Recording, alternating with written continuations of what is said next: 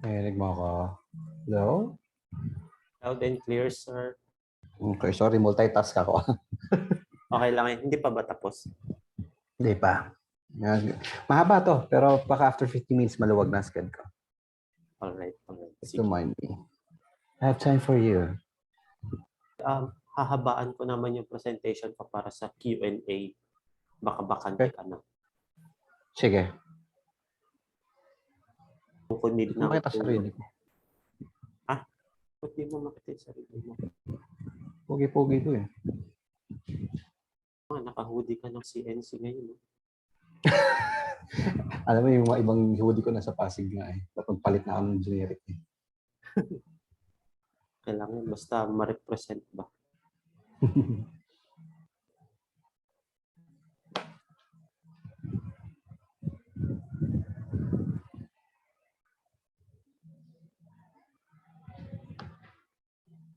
Maraming tao dyan sa Edo, Canada.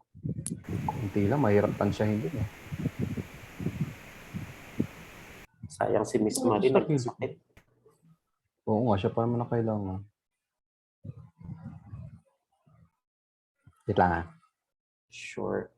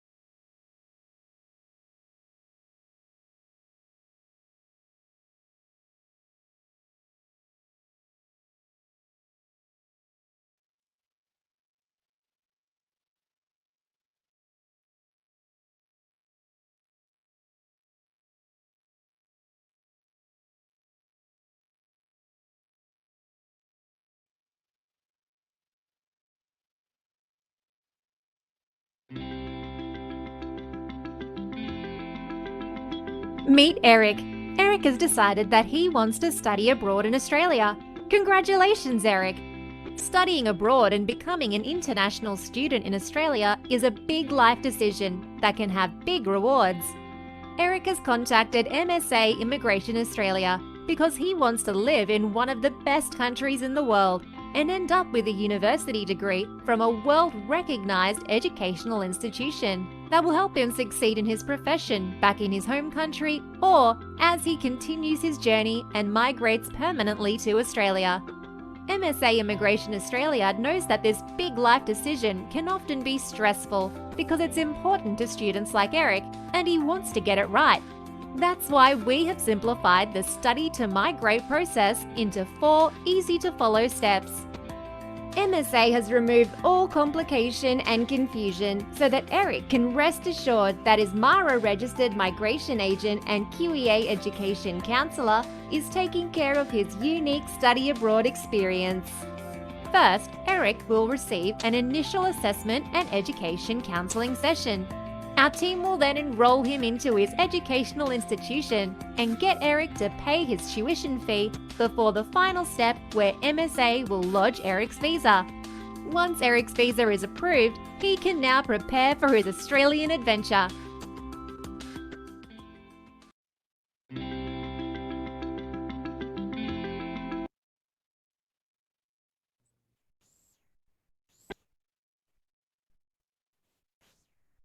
Okay, good afternoon, guys. Welcome to our event for today. I'm Ronjolo Pontanosa, Marketing Officer and Education Counselor from MSA Immigration. And we are glad that you had the time and attend our event, and we'll make sure that we will be able to answer all your questions at the end of this presentation.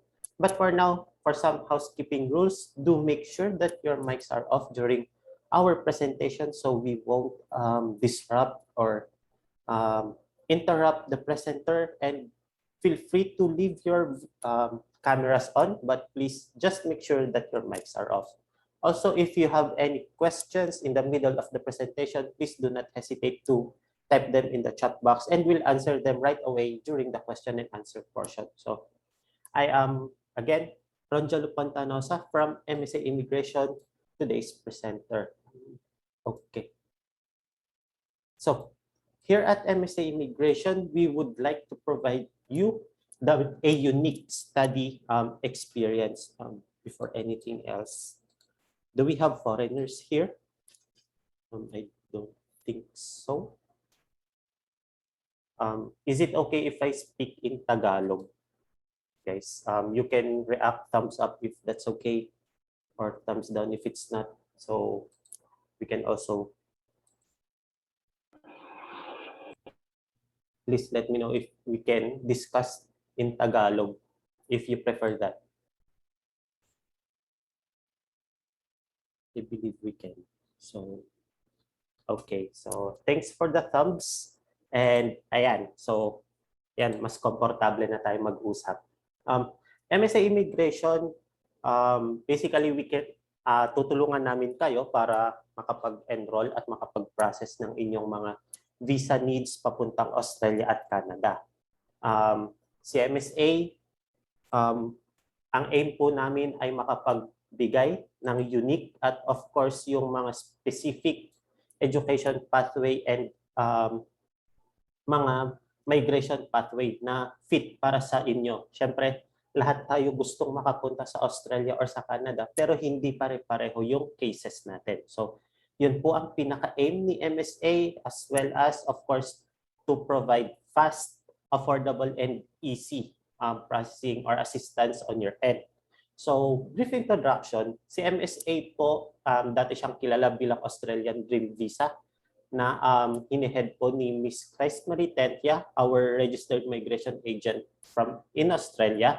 And noong 2017 po, naging partner siya with Sir Steve Kilarski and Mr. Adam Davis. Kaya po napalitan or nag-rebrand kami into MSA Immigration. So, ayun po, ang main office namin ay nasa Perth, Western Australia, kung saan naka-office ang aming mga directors. And dito naman po sa Pilipinas, ang office namin is dito sa Ortigas, Pasig City. So, meron po tayong local branch. Pero later on, as we grow bigger, of course, magba-branch out din tayo to cater to more clients para hindi po kayo mahirapan na mag-approach sa amin if you do prefer later on ng face-to-face if mag-ease itong pandemic natin. Of course, we want to meet each and every one of you personally para meron tayong touch base, kumbaga. Also, ayan, like I said po, si Miss Christ Marie, our director and principal, is a registered migration agent in Australia. Siya po yung tutulong sa atin pag gusto na nating mag-apply for permanent residency and migration visas, as well as tourist visas. Pero pagdating po sa student visa, ako po at yung kasama ko po na counselor sa MSA ang mag-a-assist po sa inyo. Okay po. So, meron kaming in-house migration agent. Siya na po ang magsa-certify ng documents ninyo and you don't need to look for your own migration agent. Isa pong advantage yun actually. So, ano nga ba ang pwede naming i-offer sa inyo na services? Unang-una, student visa. We assist you in all the visas that you might need, both in Australia and Canada. Pinakamabenta po ngayon, syempre, si student visa, or most of our inquiries are for student visas. However, hindi lang po yun ang pwede naming maitulong sa inyo. Meron din kaming family visa, tourist visa or visitor visa, skilled migration visa, postgraduate or graduate working visa, or yung 485 na ina-apply ng mga estudyante pagka-graduate nila. And then, of course, visa consultation and assessment. Itong visa consultation and assessment po, ito ay ino-offer namin na libre. Lalong-lalo na kung for student visa po siya. Other than that po, itong OSHC arrangement or yung insurance ninyo habang nag-aaral kayo sa Australia at Canada, makakatulong kami sa inyo paghanap niyan. Pre-departure orientation, airport and accommodation arrangement, plus kung kailangan po ng course ninyo ng English test exam and review booking, meron din po kami yan. Kahapon po, nagkaroon kami ng talk show. Finiture po namin ang aming partner, Ielts review program po sila, platform, which is Convo with Miss Katie Bocan. Kung gusto nyo pong malaman ang tungkol sa kanila, pwede nyo pong balikan ang video na iyon. Nasa page lang po namin and by next week po, available na rin siya sa YouTube channel po namin. So, pwede nyo pong bisitahin yung mga video na yon para malaman niyo yung importansya ng IELTS or bakit mo siya kailangan. Hindi dahil requirement siya para sa pag-aaral, pero meron din pala siyang may dudulot sa inyo pagkatapos ng pag-aaral. So, ayan. Sino po dito ang mga interesadong pumunta sa Australia? So, marami-rami po siguro ito. Siguro meron dito yung mga 2019 pa lang po nag-aabang na mag-open yung borders ni Australia, or 2019 nakaplano na, naabutan lang ng mga lockdown. So, ayan, si Sir Russell isa. Okay. So, ayan po, sa Australia. Ito pong mga litrato na ito, yung iba po dyan, kuha ng kasamahan ko dati na nakapunta na sa Australia. Of course, syempre yung iba, kinuha na natin sa Google yan. And napakaganda po doon, parang Pilipinas lang din kasi nga naman nasa malapit lang din siya sa equator. And then of course, isa pang destination na matutulungan namin kayo sa Canada. So sino naman po dito ang mga gustong pumunta sa Canada? So pwede nyo pong gamitin yung mga reactions dyan, mga taas ng kamay, thumbs up, ganyan. So, ayan. So sa Canada, isa din pong yan na actually si Australia at si Canada po, they are two of the top destinations for study and not only for migration. So kung very interested po kayo mag-aral dito sa dalawang lugar na ito, you've come to the right place or to the right people to approach and assist you in your visa application. Okay po. So eto. So, why choose Australia? Ito ang mga rason kung bakit natin pinipili ang Australia. Una, syempre, access to world-class universities and colleges. It applies both to Australia and Canada. Makikita nyo din po itong rason na ito doon sa kabila mamaya. Syempre, ang mga university po doon, meron silang mga global recognitions kung saan after po ng pag-aaral ninyo, pwede kayong mag-work anywhere in the world for as long as you graduate in Australia and ano po siya, accredited siya, of course. Or the qualification you will get will lead you or allow you to work all over the world. So again, second reason po, awesome livable cities to choose from. Livable cities, basically yung mga city na affordable, kumbaga. Hindi lang naman sa Australia. In every country in the world, meron silang livable cities. In Australia, nandito si Brisbane or yung mga regional cities in Australia. Brisbane, Adelaide, and then si Perth. Of course, Gold Coast, meron din tayo niyan. Pati si Tasmania or si Hobart, dun po. Pwede rin naman if you really like to study in Sydney and Melbourne, pwede rin naman po. So, for as long as you can afford to live there, pwede rin. Cultural diversity, Australia is known to be the melting pot, cultural melting pot of the South. Of the Pacific. Kasi malaking porsyento po ng population nila immigrants. Okay, so karamihan po dito mga Chinese, Filipinos, dumarami na rin po, Indians, marami na din po doon, mga nag-aaral, and of course yung mga nag-work full-time. So, marami po kayong chance na ma-meet or marami kayong mamimit na tao doon from different cultures, makikilala nyo sila, siguro mapuprove nyo sa TV, sa sarili ninyo, yung mga napapanood nyo sa TV na, ganito pala talaga sila, totoo pala yun. So, or ma-debunk nyo din yung ibang stereotype na sinasabi or nakikita natin sa social media. So, additional benefit of studying in Australia, of course, like I said kanina, since you have access to world-class universities and colleges, mag-gain din po kayo ng international qualifications, which would again allow you to work anywhere in the world. You can also build connections with people from across the globe since these universities or colleges that we are partnered with have connections in various industries that are known worldwide. So, pwede kayo ma-expose sa mga big companies. For example, nag-take kayo ng IT, you can be exposed to bigger IT tech companies. Working rights while studying, full-time work rights on a postgraduate or graduate working visa upon graduation or yung 485 visa po na sinasabi natin. And of course, the possibility of applying for permanent residency and citizenship. So, yun po yung mga additional benefits natin. So, moving naman po sa Canada. Like I said, almost the same lang naman siya. Great quality of life. Of course, since Canada is a first world country, meron tayong access sa mga advanced technology. Ganyan. And of course, yung mga products na hindi natin masyadong nakikita dito sa Philippines or mahal kung meron man dito sa Philippines, meron doon. That is to improve our quality of life or lifestyle. Canada is also known for its healthy and safe communities. So, just like Australia po, si Canada, cultural melting pot din po siya ng ng West. So, dito po actually dalawa ang kanilang mother tongue, English po and I believe it's French. Yes. So, pag nag-aral po kayo doon, pwede kayo matuto ng French and of course si English is the universal language. So, marami na din po Filipino dito and I believe and I know for sure na meron po sa atin dito sa audiences may kamag-anak sa Canada. Meron at meron po yan.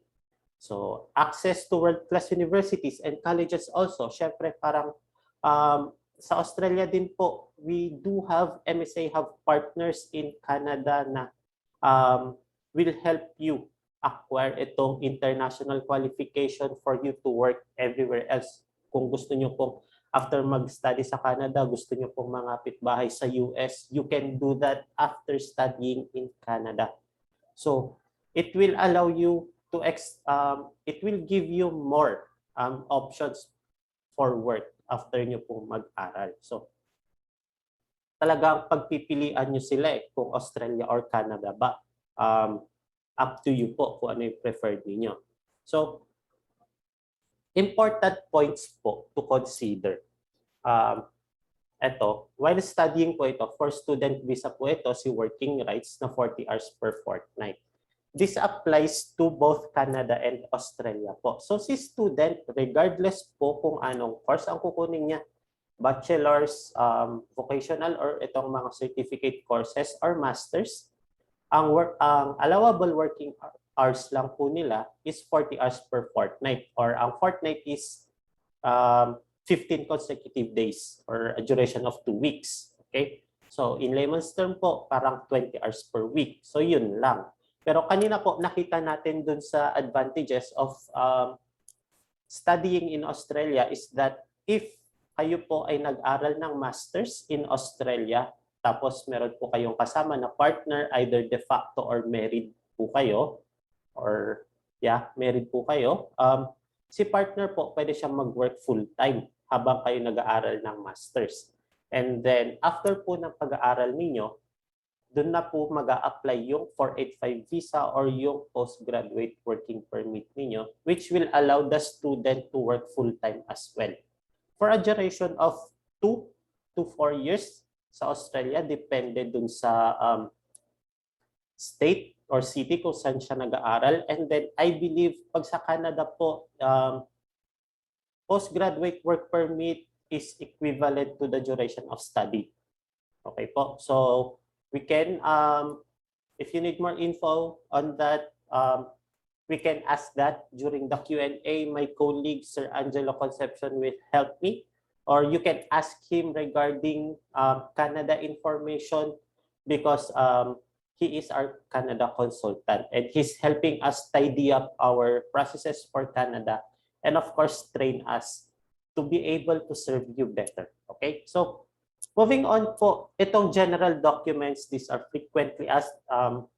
If you can, you are allowed to take a screenshot of this page kasi nandito na po yung mga basic requirements na kailangan sa inyo, both for migration visa and for student visa. So you can take a screenshot and we can skim through.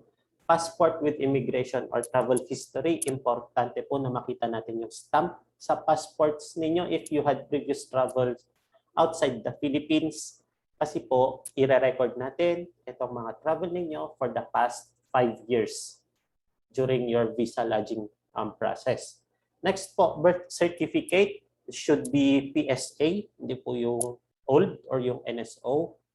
NBI clearance, marriage certificate if applicable, letter of intent or statement of purpose, and financial documents for some visas and certain cases under student visa. Especially po, pagdating sa student visa, if yung school na napili po ninyo is under Section 3 or yung medyo mababa po yung assessment level ng school, magre-require po sila ng financial documents or what we commonly know as show money po. Ayan. So, sa Australia po, ngayon hindi pa nagre-require si Australia ng show money from Filipino applicants. Pero si Canada po, they will always require you to provide show money. Okay? So, the show money amount naman po, it will depend on a lot of things that we can discuss later on. For student visa applicants, ito po yung mga kailangan yung idagdag na papeles pag magpapaprocess na po tayo. Okay? So, academic credentials, diploma ito at transcript of records. If you are a high school graduate po, Form 137 ang kailangan natin. And of course, yung certificate of graduation. Okay? Or completion. Yun po ang pwede nating gamitin. And then, English exam results. Ito po, sa Australia, English exam results is needed pag higher education yung kunin yung course, which includes bachelor's and master's. So, yung score naman po na kailangan ninyo depends greatly on the type of course you will be taking. And then, English exam result is not needed for vocational courses or itong certificate courses. For Canada naman po, as of now, hindi pa rin sila nagre-require or most colleges do not require English exam results from Filipino applicants. Except for some chosen courses po, such as yung pharmacy technician course. kailangan po ng Ielts nun, and of course, yung mga nursing practice courses nila or any course na relating sa healthcare. And then finally po, if yung profession natin ngayon such as engineers and mga accountants, kailangan po natin yung license din ninyo. Okay? So ipapas din po natin yon for us to finally enroll dun sa school na gusto natin. Pero hindi lang naman student visa ang pwede nating i-process para sa inyo. So, ito po. Student visa process for those students or student applicants na nandito po sa audience natin for simplified steps. So, ito po yung steps na sinusunod ni MSA to provide fast, easy, and affordable service sa inyo. Una is initial counseling and assessment. So, napanood po natin dun sa video kanina si Eric. Ang pinakauna po niyang ginawa is kausapin ang mga education counselor ni MSA. So, kung magbubook po kayo ng consultation sa amin, libre po yun. Okay? So, everything or lahat po ng katanungan ninyo during the consultation, sasagutin po natin and until such time na ready na po kayo magpa-process. Okay? Pero we are not a content library. Of course, our aim, of course, is to assist you and not just to answer your questions. It is to help you achieve your dream of going abroad, particularly in Australia and Canada. So, next up po, if you are ready with your documents and your finances are available, we can now enroll you into a course and school of your own choosing. So, while we are education counselors and we will suggest itong mga best na courses para sa case ninyo, we will still consider kung ano yung gusto ninyo talaga. Well, hindi naman namin pwedeng ipilit kung, for example, ang pwedeng course sa inyo is master's or bachelor's pero gusto niyo talaga ng vocational. We will heavily let you reconsider po. But of course, we will also consider your choice.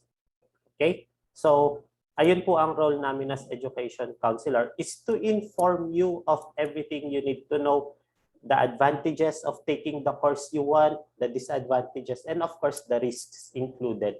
In every visa application naman po, meron tayong risk na haharapin. Okay?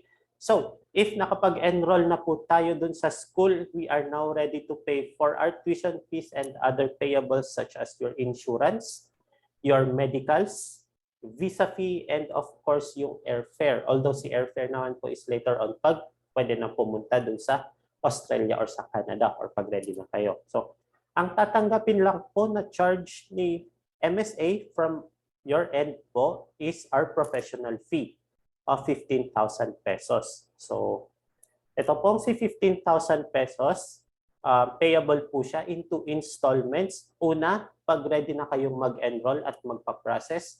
And then of course, yung balance po is payable pag ilalodge na yung visa natin. And every other payment po, like your tuition fee and insurance, is payable directly dun sa school at insurance provider. Kayo na po ang magde-deposit through wire transfer or if you have a credit card that can accommodate yung tuition fee and insurance, pwede din po. Ang hihingin lang namin sa inyo is yung resibo. Okay? So, if everything else is processed, we have secured yung confirmation of enrollment and itong LOA pagdating sa Canada or letter of acceptance from the school in Canada, we are now ready to lodge your student visa. This will be the second to the last step of MSA service with you. So student visa lodging, dito na po natin i-double check and dapat kompleto at pulido yung application natin. And we will help you, of course, all throughout the process. Hindi namin kayo papabayaan. Okay? So, paano nyo nga kami mako-contact if you have questions or you are interested to start your application now? Ito po. You can send your email to us through hello@msaimmigration.com and then visit our website through msaimmigrationaustralia.com.au and visit our social media accounts. Ito po, Facebook, Instagram, and Twitter. Ano po yan? Very active po tayo dyan pagdating sa social media. all our promos and all our partnerships na na-acquire po natin sa ngayon, and every service we can offer you available po doon. As well as itong mga video na ginagawa natin and events, meron po yan available sa ating mga social media accounts. So, ayan, dyan nyo po kami makakontakt. And then, ayan. So, paano nga po tayo makakapag-book ng appointment with MSA? Basically, ito po, msaimmigration.com/appointments, or you can scan this QR po para ma-direct kayo agad dun sa booking page. Right? So, dito po, pwede kayo mamili ng destination ninyo, either Australia at Canada, and then pwede din po kayo mamili kung student visa or any other type of visa pagdating sa Australia. In terms of migration to Canada, we do have a partner, a migration agent, which will be referred to you once you start inquiring with us. So, ayan. Ito po ang mga importanteng balita na kailangan nating malaman ngayon, lalong-lalo na sa mga interesadong pumunta sa Canada, ay sa Australia. Ayan. Kahapon po si Sydney, binuksan na po nila yung borders nila, and ayan, no more quarantine for fully vaccinated travelers. And then, to back this up, of course, yung karamihan sa atin vaccinated na Sinovac. Okay, so no worries, tanggap po nila yan. Inapprovean nila ang Sinovac for their applicants or student applicants or migrants. So, hindi nyo na po kailangang problemahin if Sinovac kayo. Isipin nyo pa kung magpapabooster kayo ng ibang brand or something. So, ayan po. Ang ating mga magagandang balita ngayon pagdating sa Australia. Pagdating naman po sa Canada, well, never naman pong nag-close yung borders nila for international students and for migration. So, we can always apply for a visa pagdating sa Canada. Pero ito po ang pinakaabangan ng marami, I believe and I am certain about it, yung pag-open ni Australia ng borders nila. Ayan. So, ready na po tayo mag-question and answer para marami tayong ma-accommodate na tanong. Ay, naka-video pala ako. Hi. Hihikab ako. Hello, Hi, guys. Sir Jello. Ayan. So, ito Ganda po po si Hi, Sir Ron. Sir Jello, ang ating Canada consultant. Siya po yung tumutulong sa amin na mag-process at mag-assess nitong mga student applicants. So, kung meron po kayong questions, ayan, feel free to ask na po sa ating chat box. Sasagutin po natin yan lahat. And I believe, Sir Jello, galing ka sa kabilang event. Humabol ka lang dito. Edo Canada. Para sa'yo, para kay MSA, walang problema. Marami All good. salamat. Yes. Ayan, so, kumusta ang Edu Canada? Marami ka bang estudyanteng nakuha? To be honest, yung mga virtual platform, hindi naman masyadong effective na rin. So I guess, personally, I think it's more of branding na lang.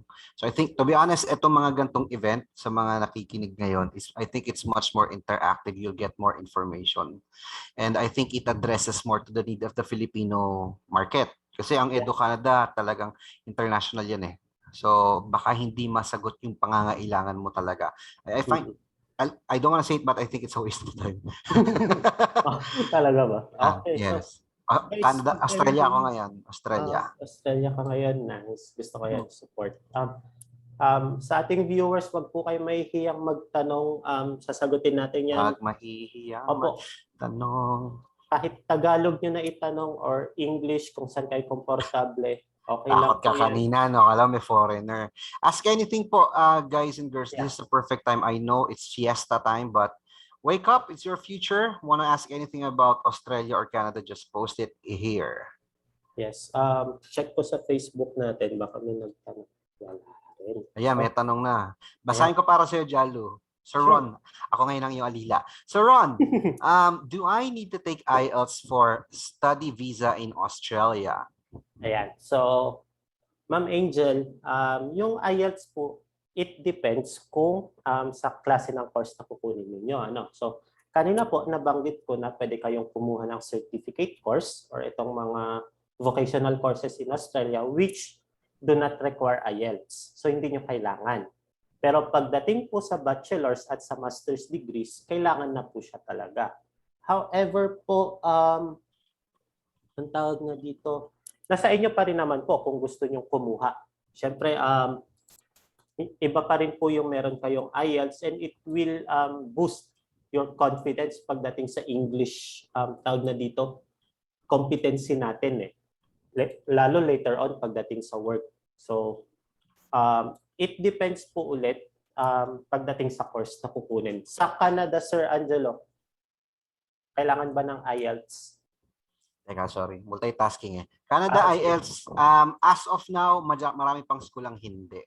So that's how it goes there. For example, most parts of Ontario, no need for IELTS. But some, ito yung trivia, no? Unti-unti na nagre-require ng IELTS ng ibang school. And mainly for the reason that nami-meet na nila yung target nila. So kapag nag-meet na yung target, of course, unti-unti magkakaroon ng restriction yan. So maghihigpit na require ng IELTS. So ang tanong ngayon, will you go for a school na may IELTS o wala? I suggest go for something na may IELTS kasi wala naman kayong takas dyan. Ang tanong ko, bakit kayo natatakot? Naintindihan ko additional cost. Di ba, Ma'am Marites? Nakakatakot yun, additional cost yun. So huwag kayong mabahala kasi in the long run, makakatulong naman po yan sa inyo. Ang haba na naman ang sagot ko, ang daldal ko, Jalugo. Ayan, so next question po from Sir Ramon. Magkano po lahat ang babayaran at kailan po specific flight kapag kompleto ng iyong documents? For Canada ito, so sakto para sa'yo talaga to. Kasi multitasking ako eh. Ay, tanong. Magkano ang lahat ng babayaran at kailan ang specific flight? Pag Okay, kompleto na that's ang so documents. specific. So Yes. Ramon, I would love to answer your question, but I'll give you a reality check. Medyo advanced tayo mag-isip. So ang next step niyo po dapat, sir, para masimulan nyo, no, para hindi kayo mo overwhelm, is sagutin ko ng tanong, magkano lahat ng babayaran? It's subjective. Kasi unang-una, we need to determine your course, your qualification, location kung saan kayo mag-aaral. I think it also applies to Australia. So if I'll give you a ballpark figure, I would say if you will package it, baka gumastos ka ng mga 350. Kasama ang tuition deposit, agency fee, visa, biometrics, medical, airfare. Baka, mga ganon. Yun ang ballpark figure. But it can go higher or can go a bit lower, again, depending on your qualification and preferences. Kaya, ang best step po, sir, kung kaya mo yung 350, pag magpa-reserve na sa amin ng consultation, then we'll give you a consultation specifically catering to your needs. Now, kailan ang specific flight kapag kumpleto na ang documents?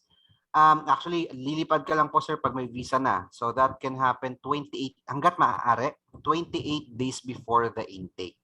Yun ang safest po. Yeah, kasi I think, di ba, hindi ka pumunta ng sobrang aga sa Canada at Australia kasi hindi ka pa naman pwedeng mag-work part-time hanggat hindi nag-start yung course mo. So, wala ka nga naman pong gagawin doon, maglulustay ka lang ng pera without any need to get it back. I think what people should learn when you're going to study abroad in Australia or Canada, try to manage your emotions and be practical and focus while you're going there. Kasi minsan, 3 months before, lipad na ako, mapapagastos ka. 2-3 taon ka namang nandun, relax ka lang. Add to that, you need to focus again your goal that you're gonna be there to study first. Huwag basta-basta magmadali po. So 28 days is safest kasi ang immigration wala tayong control, baka sumpungin yan. Bigla kayong i-offload. Nagkaroon ng ganyang issue si Canada a few months ago. So, ayan. Ayan. So, I hope, Sir Ramon, nasagot natin ang inyong katanungan. Moving on po kay Ma'am Lynn. Meron bang age limit for the first timer? Okay, so ito po, if you are talking about student visa, ma'am, generally wala pong age limit. Ang magli-limit po sa inyo is yung school. If they see or deem that your age is quite cannot be managed by them. So, yun po ang pwede nating maging limiting factor. Pero matanong ko po, ma'am, kung ilang taon na po kayo? So sa inyo ba, Sir Jello, sa Canada, may age limit ba kayo? Wala. Wala. So, ang Australia, magtatanong din ako sa Jello, batuhan tayo para lahat sila. Baka may naisip sila, ayaw lang tanong. Si Mama Marites nga, ayaw magtanong, naka-view naman. Naka-chat Sayang. ba si walang chat si may chat si Ma'am Marites. Okay, maya-maya Meron konti. na. Ay, nakita ko. So, ang Australia, Jalo, kapag vet vocational programs, may age limit ba? Or sinabi mo na kanina? Normally wala. Okay, so Ah. previously, try kami mag-apply ng vocational course tapos yung client nasa 35. Tinanggap naman siya ng school.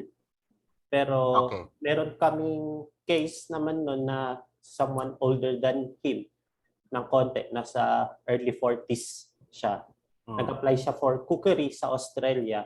Ni-refuse siya ng school kasi nga medyo matanda na siya. Ng school. So, yes, school ang magsasabi kung tatanggapin nila kayo based on But for visa, what do you think?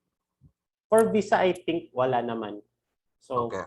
for as long as strong yung GTE natin, syempre dun naka-base yung 90% if not 100% ng ating visa decision. So, for as long as strong yung GTE natin, age is not a problem. Good. So I guess it's subjective as well, guys. So yes, subjective. For Canada, wala naman tayong age limit, but I would say it's almost the same as Australia in the sense na sa atin naman, na-confuse na ako sa terms mo kasi dating Australia. So, yung GTE side ng Canada, yung mga SOP supporting documents, it all depends on how you defend yourself. Age will not be a factor, but I think it also applies to Australia. The question of a visa officer is, why would you do this at this age of yours now? Diba? Yes. So, yun yung lalabas na tanong talaga. Okay. Marites, tayo ka ng tayo, nakaharang ka sa screen mo. Ayan. So, next question, ito direct message sa akin. Baka meron ka din siyang direct message from Ma'am Ana. Walang Ako lang is nagmamahal sa akin. student visa processing type. So, ito po, commitment ng MSA is 2 months. Kaya nating ma-process lahat regarding your student visa. But it depends dun sa school po kung saan tayo nag-enroll. Internally sa MSA, kaya yan 2 months. Pero kung matagal pong ma-release ni school yung confirmation of enrollment or yung letter of offer, or for Canada, itong letter of acceptance, which I think sa Canada, Angelo, yung ano to, di ba? 4 to 6 weeks usually ang commitment ng schools. Iba-iba. Some schools can be 2 months. Depende sa province. So usually, mga pag-probinsya talaga, mga Atlantic, it can be 2 months. Matagal. So, ayun. Pero, if, of course, pag kompleto naman itong mga documents natin, dire-diretso ang processing yan.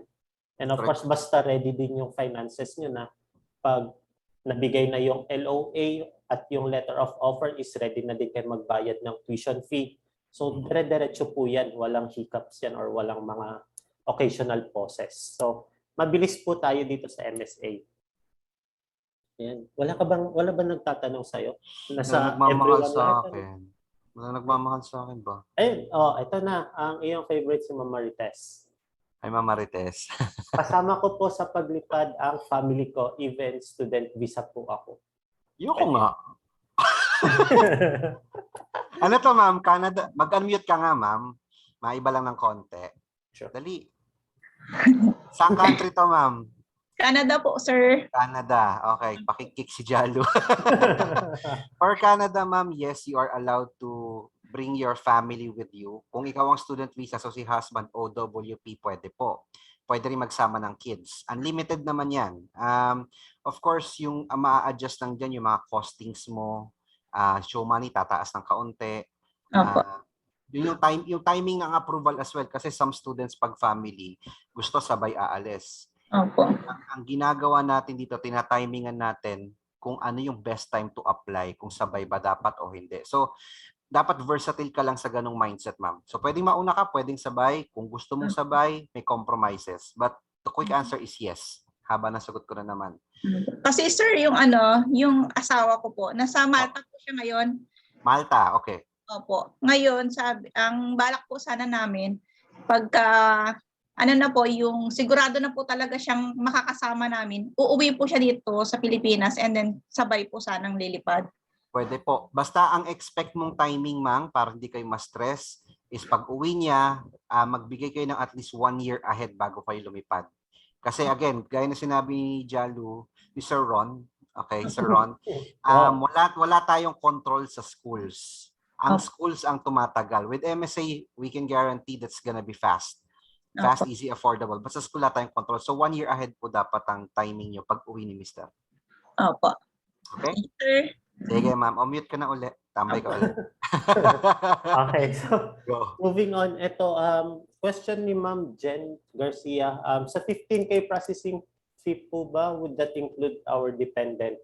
For Australia, can we choose the city we would like to study? So, si 15K po, for the student lang siya. So, pagdating sa dependent, it's a case-to-case basis. Okay? So, meron po tayong kina-consider na cases dito pagdating sa dependent. So, ang inclusions naman ng 15K processing fee po ay complete visa assistance. So, bakit po kami hitting another question po from Ma'am Steph? Siyempre, related din ito do sa processing fee. Bakit po kami nag-charge ng processing fee and yung ibang agency po hindi? Sila po kasi wala silang direct relationship with a registered migration agent. So, they are not actually allowed to charge for the service. Okay? If wala po silang RMA or itong migration agent na nag-assist sa kanila. So, yun po, 15K will cover everything. Wala na pong additional charges yan. Yan lang po as well as yung sa dependent po ninyo. To know how much po yung para sa dependent, you can book a one-on-one consultation with us and we can discuss po ito kasi case-to-case basis po talaga siya. Ayan.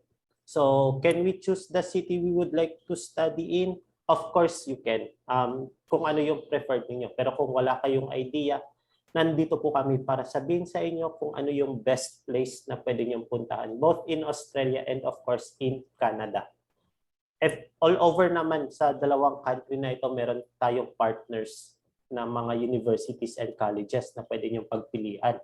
So, ano bang kailangan nating malaman una to identify yung location and university, course na para sa inyo, and of course, yung budget din niyo. Kailangan nating i-consider yun.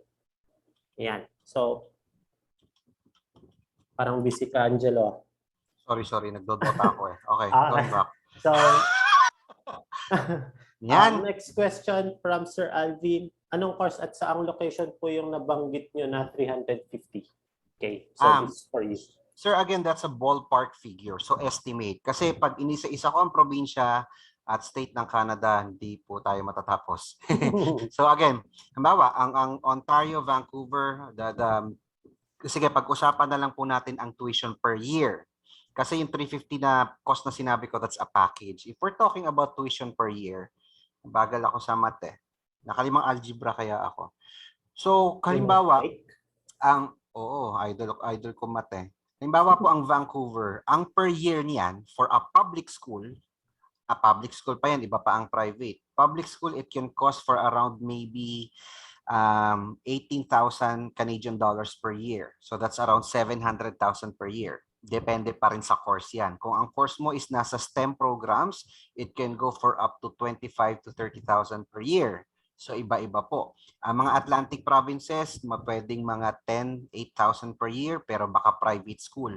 Marami pong factors to consider, sir. So again, ang best solution po is we cannot advise you na itong amount na hindi namin alam ang background niyo po, sir.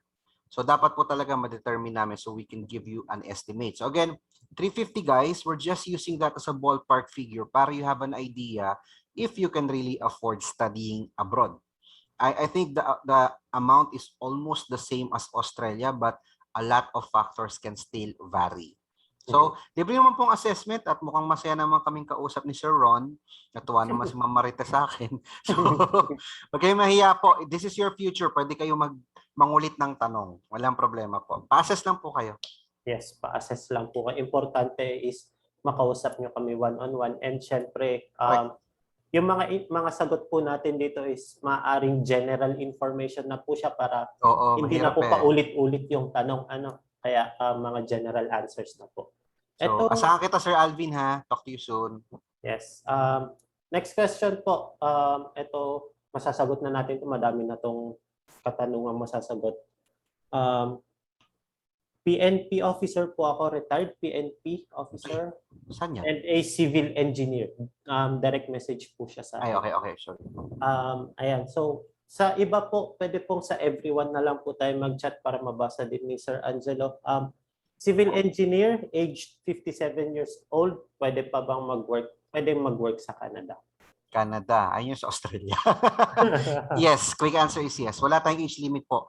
Again, ang pinaka-requirement lang ng Canada is at least preferably grade 12 ang natapos. Pag sinabing grade 12, I think magkakaedad naman tayo rito.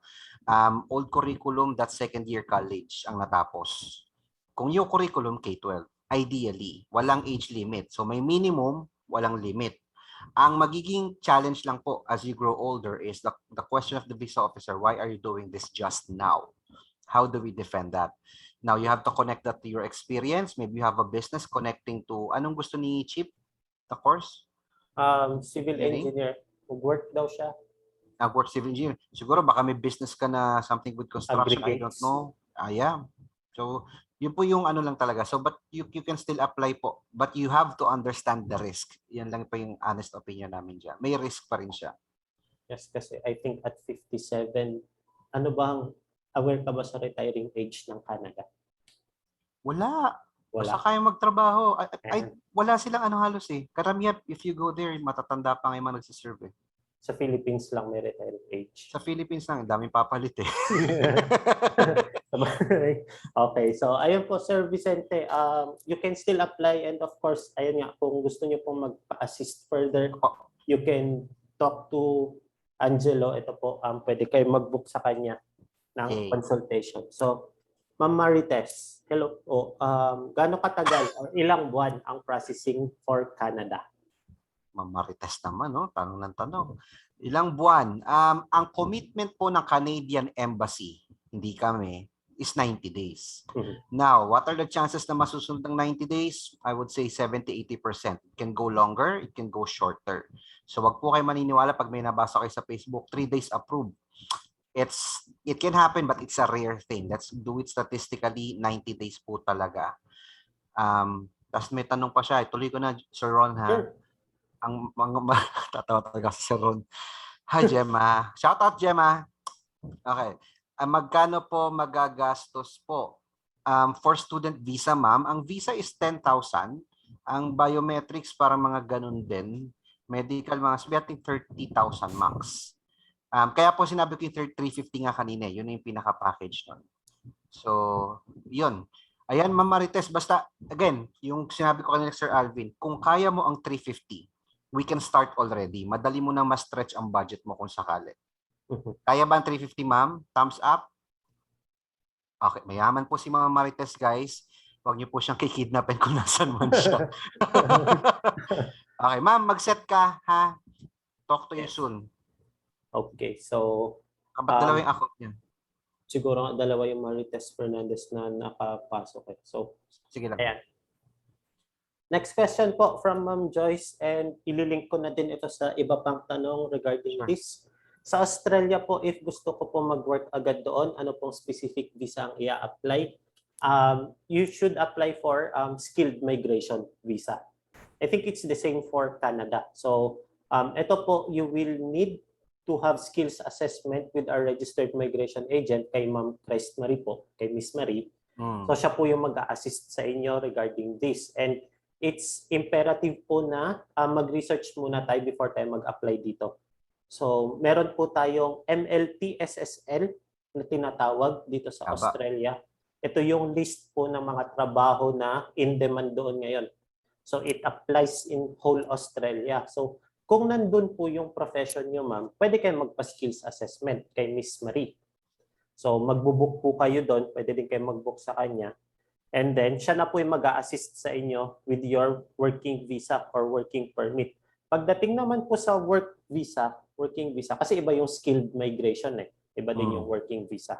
Si working visa naman po kasi, I believe kailangan meron na kayong employer na mag-sponsor sa inyo ng working visa sa Australia or sa Canada kung saan man kayo mag-work. So, sila po yung magpa-process for you and dapat employed po kayo sa kanila or they Correct. did promise you. And meron akong mga nakita sa mga Facebook groups for this migration and everything. May nag-offer sa kanya ng trabaho pero na-scam siya. So, sinabihan siya, natanggap na siya sa trabaho, nag-process na siya ng working visa niya or nag-start na siya ng mga working permit niya. Then later on, nalaman ng agent na non-existent yung in-applyan niya na kumpanya. So, very careful po tayo pagdating sa ganun, lalo sa mga interested mag-work sa abroad, particularly in Australia and in Canada. Ayan po. So, next May question. tanong ako, Sir Jalu. Sharon na lang talaga. Sige. Gaano kadalas magbago ang skilled list ng Australia? It updates usually monthly or minsan quarterly ang updating nila. Tapos hindi meron pang specific list per state yan eh. Yes, correct. Generally MLT SSL yung i-search mo, pero kung gusto mo makita yung skills shortage list para doon sa particular state or city na gusto mong puntahan, meron din silang separate website. Usually meron sa website ng city. Okay. Now, my next question to that. Ito guys, you listen na para makita nyo saan ako pumupunta. So given na babago siya, how drastic are the changes in the skill list? How drastic? Actually, halimbawa, ngayong month, okay ang culinary. Will it still be the same next month? Ayun. So yun yung lagi nilang ina-update dun sa MLT-SSL is the number of demand. So i-update nila dun kung sarado na ba yung position na ito or yung mga jobs na ito. Kung may available ba, ilang slots ang kaya nilang tanggapin in that city. So dun po natin makikita. So if we're really interested to go for skilled migration, kailangan updated tayo sa ganito. And so, of course, timingan. Pero ngayon, since patapos na ang pandemic sa kanila, sa atin medyo matagal pa, sa Australia and sa Canada, talagang meron silang shortage ngayon eh. Marami din kasing mga, for example, yung mga previous skilled workers na umuwi because of the pandemic. So, nahihirapan silang bumalik. In the end, nag-resign na din sila. Sa ngayon po, they're really in need of professionals. Yun nga, isa sa mga pinakamabenta or pinaka-in-demand itong mga cook, mga chef. Tapos itong mga engineer or mga skilled worker talaga, mga welder, mga ganito. Yun yung mga in-demand po ngayon sa Australia. Well, lagi naman, pero pataas po ng pataas ang demand nila ngayon. Siguro share ako ng konti rin. Ito quick na lang guys para ma-move tayo sa topic. In Canada, we call it the express entry. Well, I'm not a migration lawyer, but the trend with Canada right now is mas matagal i-process ang express entry. Given, bakit? Mas priority sa Canada ang student visa. Bakit po? It's a win-win game. Negosyo pa rin naman ang mundo. Kumikita ang ekonomiya ng Canada if you're studying there. That's number one. Number two, you are leveling up to their standards. So pansin nyo ang express entry, kaya mag-iingat po kayo sa mga advertisement na makikita nyo. I'm talking as a professional, not as MSA right now. But pag nakakita kayo ng mga advertisement na murang express entry, yes, it's true. But you have to understand as well the returns. Matagal yan, hindi pa sigurado. It can take 5 years bago ka mabigyan ng express entry. If you go for student, it's high investment pero mas mabilis ang return. So that's how it goes po. So not everyone is for student. You can go for express entry, but you just need to know your risks po. So yun, for Canada right now, ang priority lang is student visa. Mas mabilis po siya. It's up to you. Not everyone can do the same thing din naman. Ayun lang po, moving forward. Go Sir Ron. So moving on, move tayo sa finances.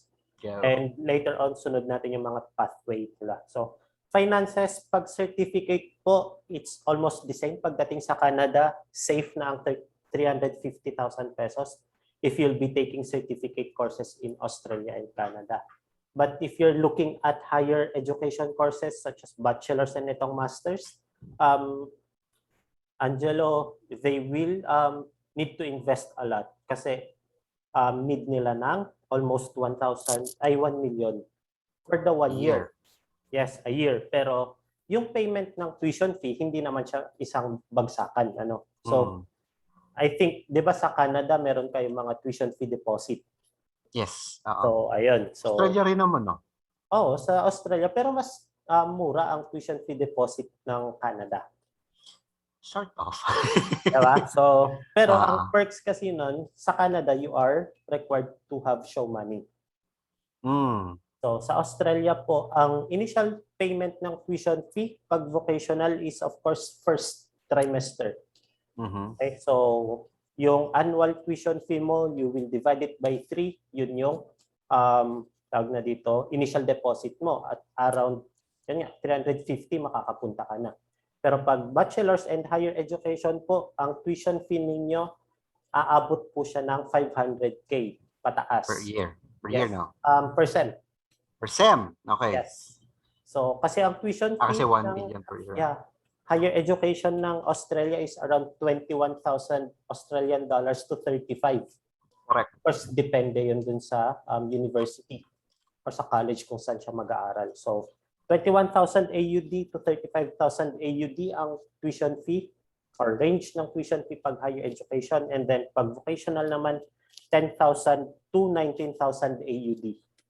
Ayun. So, pagdating sa pathway naman, ayun, yung MLT SSL, dun nyo din makikita kung aling course ang magli-lead sa inyo into PR pathway. So, if, for example, yung tanong ni Sir Antonio, mechanical engineer siya. So, I believe meron doon. However, hindi siya directly about mechanical engineering. There are specializations dito.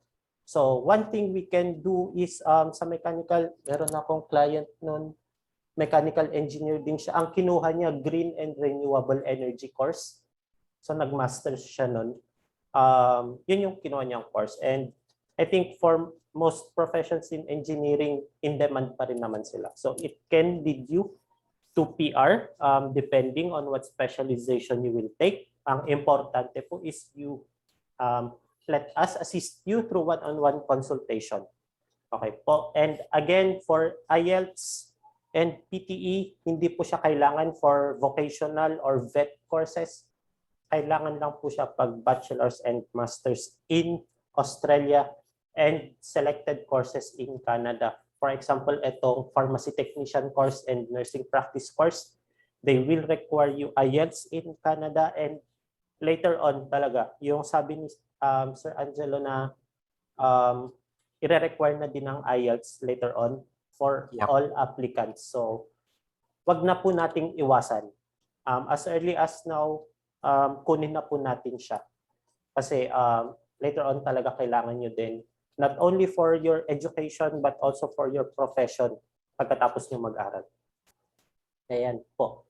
So, estimated show money, 1 year tuition fee, of course, then 1 year cost of living, and then two-way round trip na airfare. Usually, yun po yung inclusion sa show money. It depends kung anong course yung kukunin ninyo. But ang range po nito usually around 1.8 to 2.5 million pesos. So, yun po. It depends talaga kung ano yung course na kukunin ninyo. Ano pa ba ang questions dito? If my board exam. Okay. So, ayun. Kung magte-take po kayo ng master's and wala kayong license, ang i-consider po natin dito, of course, is una, experience. Tapos, kung wala naman kayong experience, yung assessment level ng alma mater ninyo, ng bachelor's. So, sa Australia, this matters. So, meron tayong sectioning, mga section 1, section 2, and section 3. If you're a graduate from a section 1 university in the Philippines and you're planning to take master's in Australia, you have direct entry.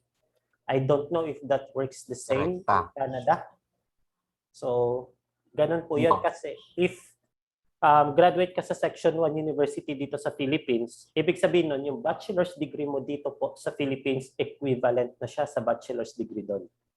So, you have direct entry to master's. If you are not a graduate of a Section 3 or Section 1 University, Section 2, ganyan. Considered associate degree po yung bachelor's degree nyo dito, and you will need to take graduate diploma for you to qualify into masters.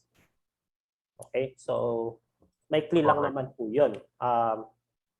Pero pag section 3 ka na po graduate, ayan, so Pre-masters? Pag ganyan? pag section 3 ka graduate, considered, ang tawag na ba, lower than associate pa yun pag section 3. So, meron siyang option to go for bachelor's. Correct. Yun na yung highest na pwede niyang i-push with the current qualification. And then, pwede din siyang mag-push for vocational. So, yun yung safe.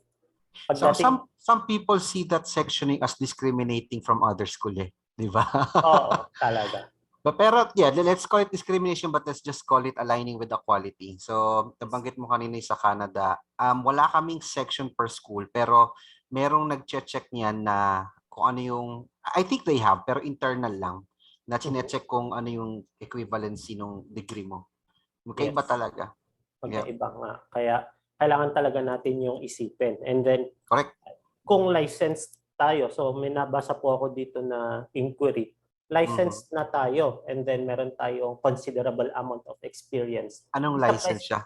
So, teacher, for example, or engineer, ganyan. Or wala, hindi magagamit yan. Accountant. Kung licensed po tayo and we're aiming for vocational courses only, considered downgrade po yun. So, tataas yung risk sa application natin. We've had cases nga po na hindi naman siya licensed, pero parang ano na po kasi siya, 7 years na siyang pharmacist or nagwo-work in healthcare. Tapos pinush niyang mag-diploma in individual support. Ito yung mga aged care, aging support, mga disability, mga ganyan. So vocational na-decline? Na-refuse siya. Kasi ang naging tanong is hindi satisfactory yung purpose ng study niya. Since meron na siyang experience, they asked if she was not able to gain the practical skills. Baka hindi niya nalinaw na connect kung ba't siya mag-individual support. No? Yeah, so dapat the transition should be clear. Yes, and dapat meron siyang maidadagdag sa skill set natin. And hopefully, or preferably talaga, improve yung employment chances natin in the future. Diba? So, ayun. Teka, si Tina Pimentel to? Saan? O tapos na to? Asan ka ng tanong? Sorry. Nasa baba ako, na kay Ma'am Angel. Pero, ayan, nag-skip ako ng konti. Okay. Sige, go. So, kay Ma'am Tina. Ayan. So, in Canada or Australia, if may board exam na po, mas maganda po ba? Yes po.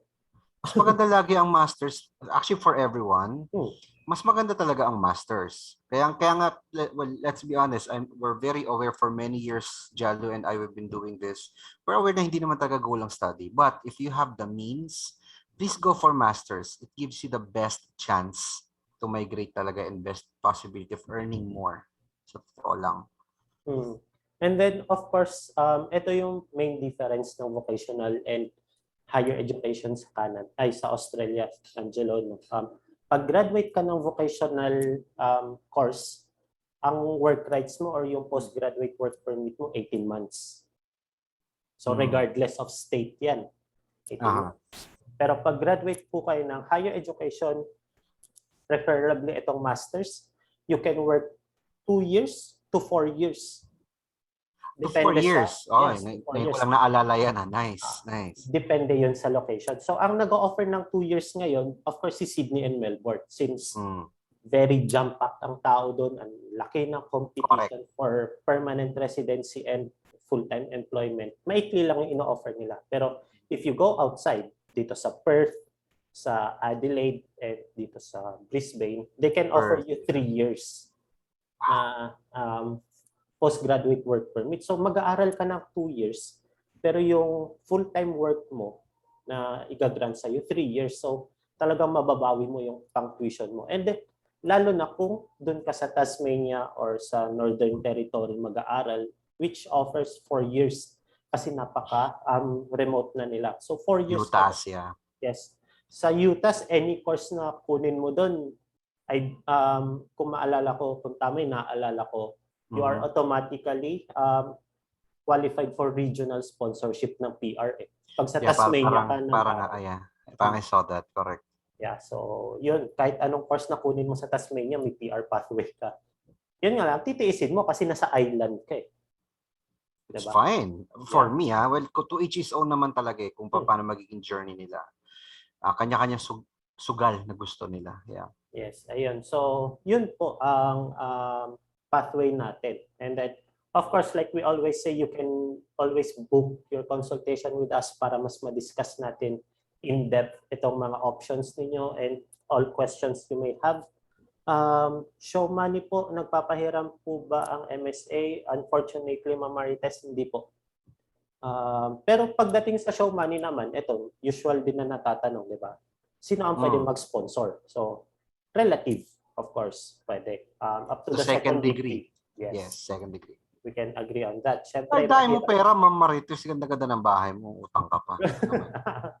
Ayan, so, syempre, best situation is you self-fund yung gasto sa may sarili mo. Pero kung hindi talaga kaya, up to your second degree relative lang ang masasuggest namin. Kasi mahirap i-trace yung relationship nyo. Question, Sir Ron. Po. In Australia, how many sponsors can you allow for one student? We can allow 2 to 3. Okay. So, pero ultimately, mas maganda kung konti lang, kung dalawa, ganyan. Either Same, yeah. parent mo or kapatid ng parent mo, okay lang. Yeah. Correct. Same goes with Canada, no? Technically, wala namang rule limit. Pero yun nga, the more sponsor you have, the more question the VO may have. So, yes. may balansehin nyo na lang. Diba? So, parang kung ang dami nating sponsors, tapos sabihin natin yung total lang ng pera din nila is just right for your show money. Medyo, malabo yun, di ba? Parang, Bumarangay mo, no? 100K sa'yo, ganun. Mabuo mo lang yung show money. Very questionable yan. And then yung show money po pala, dapat nandun siya sa account ng sponsor ninyo with no less than 6 months history. Correct.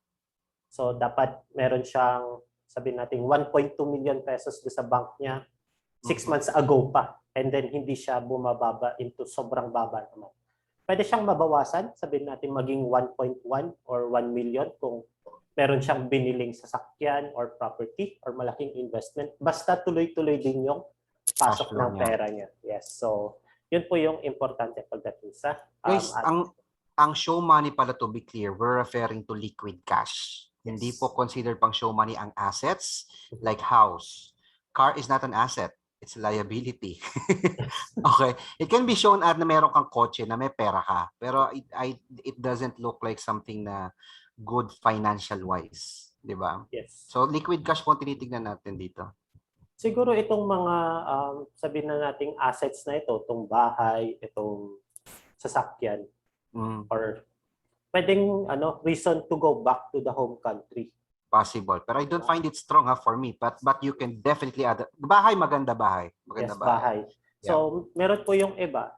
We've had cases, a lot of cases, na ang reason to go back to home country nila is the family. So, hindi na siya feasible kasi it's too cheesy. Alam na ng mga case officer yan na later on, isusunod mo din lang sila. Kukunin mo din lang sila as dependent. So, hindi na po sila strong reason to go back. Correct. Ang magandang home tie sa akin is if you have a pending job offer, that's one. Or you have a business in the Philippines. Yun ang madalas sa akin na maganda. Yeah. Business talaga. Kasi syempre, hindi mo na pwede pabayaan yung business. Correct. So, ayan. Nasagot ko na po yung, or napahapyawan ko na yung tanong ni Ma'am Angel na if teacher sa Pinas and then vet ang kukunin. Meron po ma'am, pwede, pero mas mataas yung risk sa application natin. Lalo kung ang kukunin natin is itong early childhood education. Meron to si Ma'am Angel. Ma'am Angel, ikaw ba dapat yung student ni Jalo? Parang siya yun. Yung nasa somewhere in the province. Yes. Naalala ko to. Nag-reply?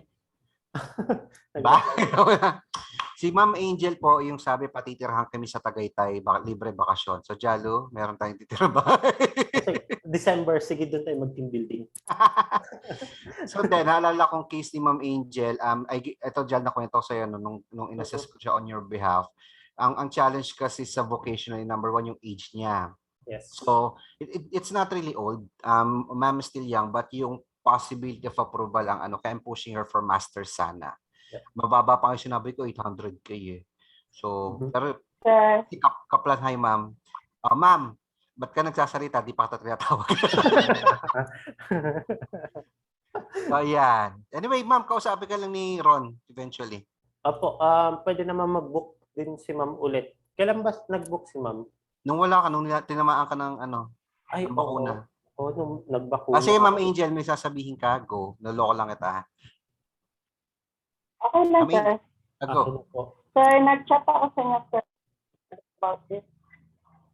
Okay po. So, ayun po ma'am, sa option ninyo, si vocational course or certificate in early childhood education po kasi as of now, wala siyang direct pathway. They will still require you to take a bachelor's degree doon for you to practice early childhood. So, it's still much better kung mag-aaral po kayo ng master's in education kasi parang dodoble lang din yung gastos ninyo. Si bachelor's 3 to 4 years, almost the same cost ni master's, while si master's 2 years lang. So, mas maganda po pa rin na master's talaga.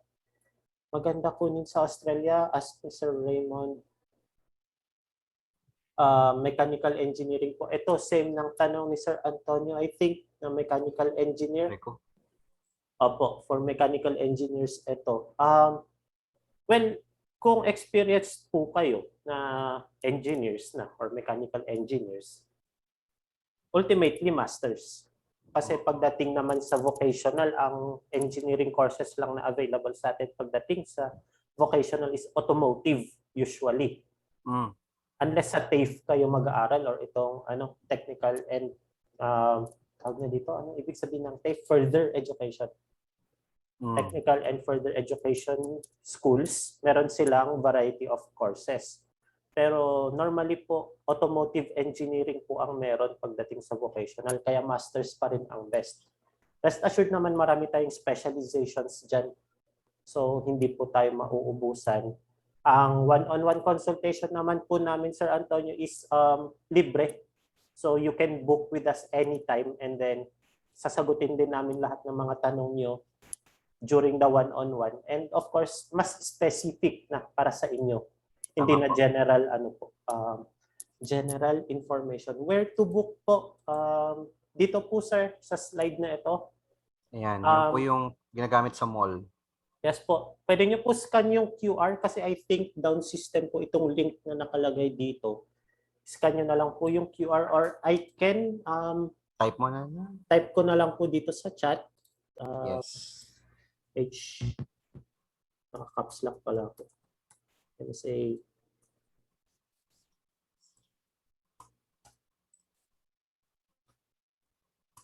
Ito po, nasa chat na po yung booking link. Pag clinic nyo po yan, ma-redirect kayo diretso sa po namin, booking page. And again, libre po siya. May nakalimutan akong sagutin kanina kay Ma'am Jen, magkano PF ng 189. Si Miss Marina po ang makakasagot.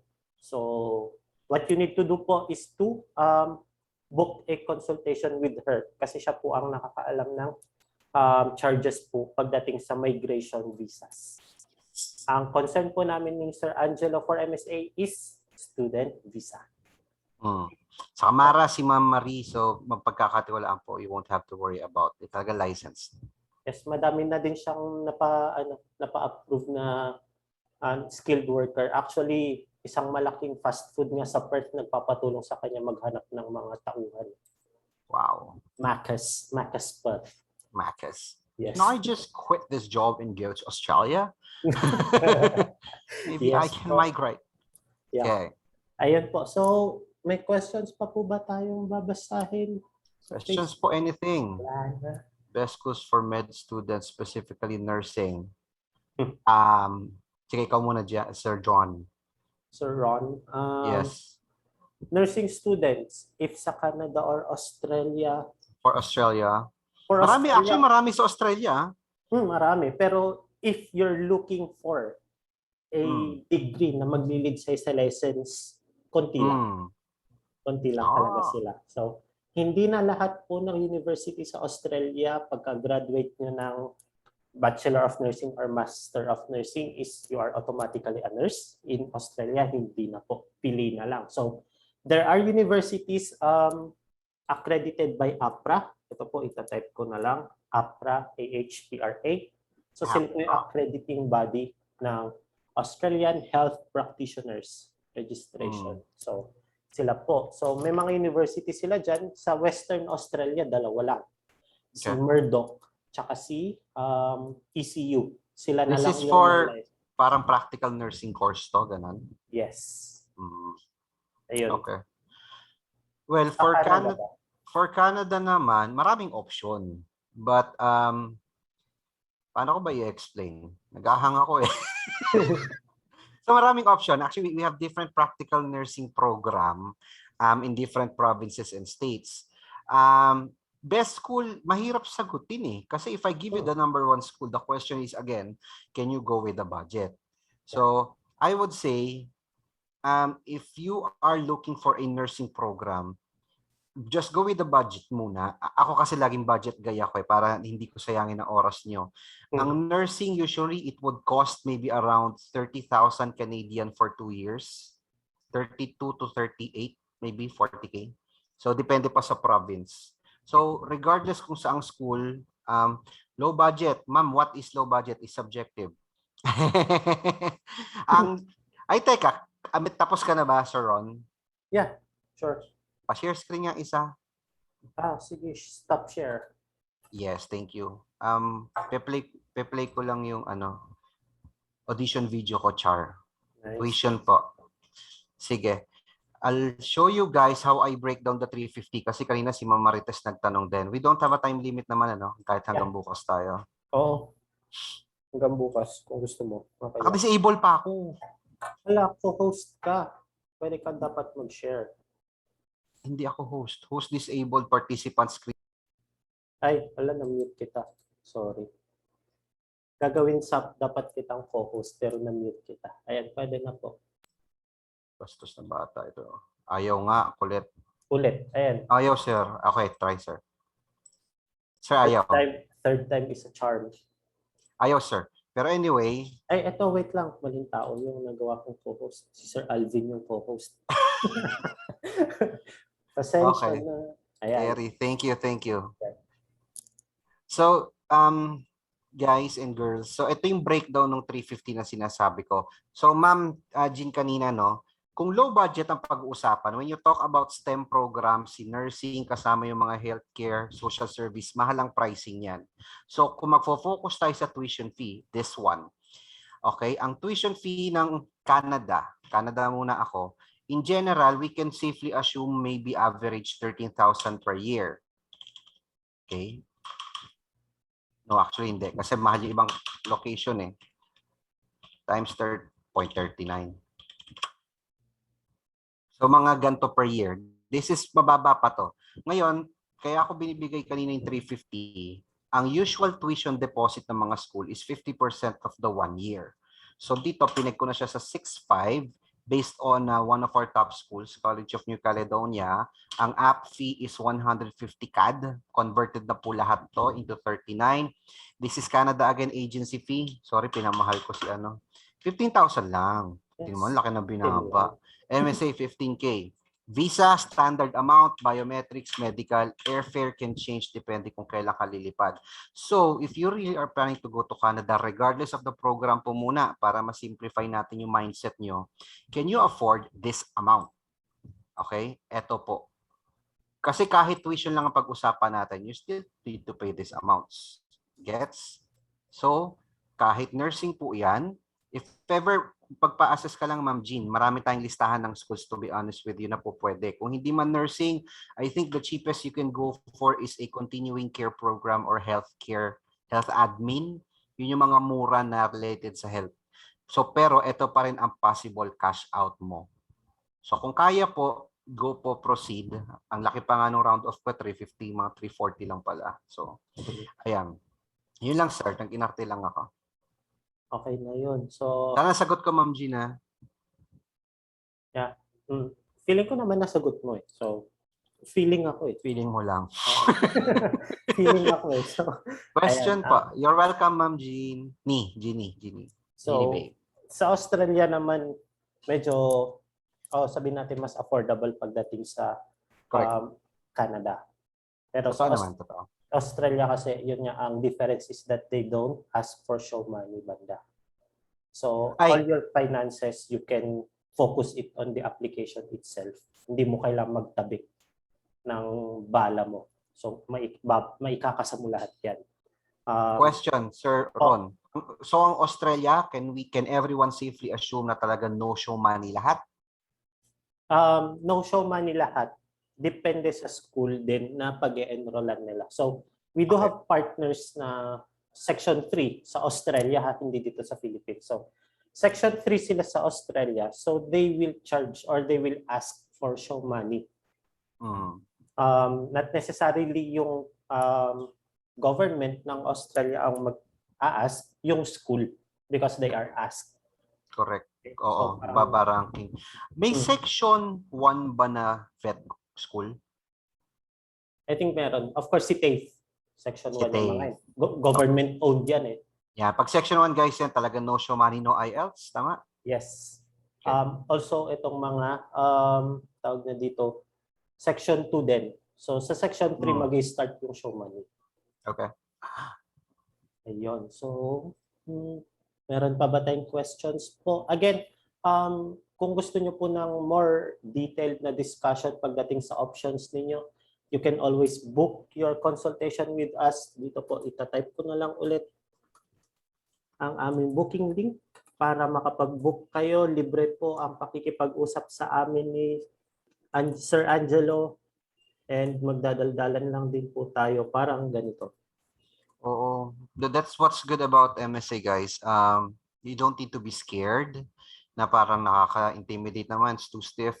It's all parang parang may kainuman ka lang sa Yes, of course. We are very familiar but we're not afraid to share the information. So, yep. Yes. So, ayun po. Libre ang consultation with us and once na pa-process na kayo with MSA, everything will be fast, easy, and affordable on your end. Wala kayong gagastusin na iba. All your finances will be under your control. Ang mapupunta lang kay MSA is the professional fee. Na of course, 15,000 fixed for the student regardless kung anong course ang kukunin o for vocational ito and higher education. Pero pagdating po sa dependents, ayan, case-to-case basis po siya. So we really need to talk about it. Correct, Okay. correct. May ipa-plug ka ba dyan, Angelo? Wala naman. Yung mall tour ko cancel kasi may pandemic pa. So you won't see me yet. Ma'am Angel, you're welcome ha. Ma'am Angel, we can figure this out. Nakausap kita. Ma'am Angel is quite passionate. She's a very, very good educator. So ang kailangan ni Ma'am Angel is ma-figure out talaga in terms of her budget kung saan siya mag-fit na program. So yan, maganda makausap mo po talaga si Sir Ron for further options para ma-dikdik lang talaga natin kung saan ka po pwedeng pumasok po. Yep. So ayan po, follow nyo lang po yung link na nasa chat. Yan na po yung booking page namin. And kung wala na po tayong question, I'll let you enjoy your weekend na, di ba? What weekend?